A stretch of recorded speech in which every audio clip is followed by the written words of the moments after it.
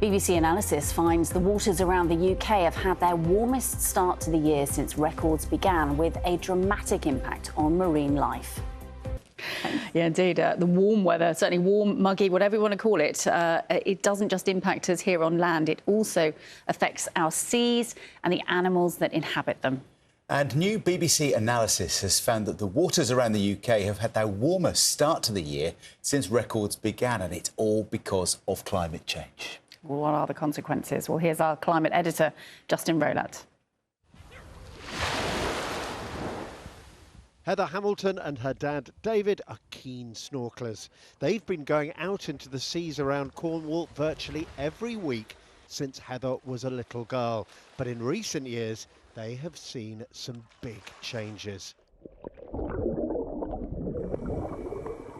Huge blooms of these jellyfish-like creatures called salps, for example. They're normally rare in UK waters. When you're above the water, you'd have no idea that they're even there, and as soon as your head goes submerged underwater, you're seeing these big chains, almost glowing slightly, almost like fairy lights is the way I'd explain it, kind of just swirling through the current, connecting with one another. But yeah, it just felt very kind of out of this world, something I've never seen before. And then there are the octopuses, hundreds of them. I've been snorkeling 30-odd years. I've never seen an octopus. I saw my first one last summer for the very first time, and with Heather this was it May or June we saw? Yeah, end of May, I think. End of May, we entered a special spot of ours and we saw about 10 of them. Absolutely amazing creatures. Out in open water, there are some even more dramatic sights. This was filmed off the coast of Cornwall last week. Dozens of bluefin tuna are feeding.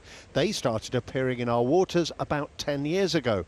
Bluefin tuna can grow to up to 3 metres long and weigh more than half a tonne. Two local lads, Harry Polkinghorne and his friend Ollie Hayes, have been fishing together for the last 5 years and posting online videos of what they catch and see. Just take a look at this. This is when we were filming off Land's End. It was just absolutely incredible. God, that is a huge fish. I think you can see it taking a garfish. Yeah, absolutely. Yeah, it just came straight out the water, the whole fish. Sometimes you'll just get one come up, and then other times when they find a big shoal of bait fish, you'll see one, then two, and then suddenly 1,000 will just appear out of nowhere, circle them, and they close in, eat them all, and then they all disappear again. And it's just incredible. And that's not all. Down here in the southwest, there are increasing reports of sightings of humpback whales and even fin whales, the world's second biggest whale species. Some scientists are saying it's like a canary in the mine, pointing the direction to the kind of changes we can expect to see around the UK's coasts as our climate continues to change. These floating sensors are being loaded onto the UK's main ocean monitoring vessel, the Endeavour. They take all sorts of measurements, including temperature.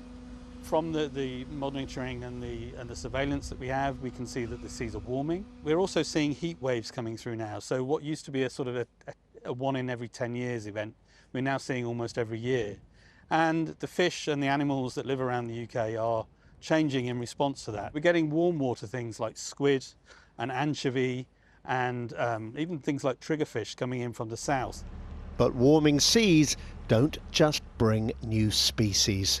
The whelk fishermen of Whitstable have seen the impact this kind of marine heatwave can have firsthand. We knew there was something wrong then. If you put a pot anywhere shallower than about 10 metres in depth, you just weren't catching anything. Fisherman Ben Cooper's whelks are processed in a factory in Kings Lynn and exported to Korea. Catches had always been good until 2022.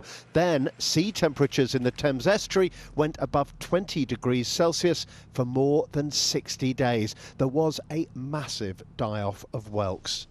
After sort of 2 or 3 months of abysmal catches, we just thought, look, we've got to do something now, otherwise we're just going backwards too quickly, and so we ended up selling one of the boats. There has been some recovery since, but Ben is worried. We've become so reliant on the whelks because everything else has disappeared. It's a shame it's come to that, but I think yeah, no whelks, no fishermen in Whitstable. It is a warning that, while warming seas may sometimes bring exciting new species to our shores, they can also damage marine ecosystems and the human livelihoods that depend on them. Justin Rolat, BBC News, Cornwall. Some amazing images there.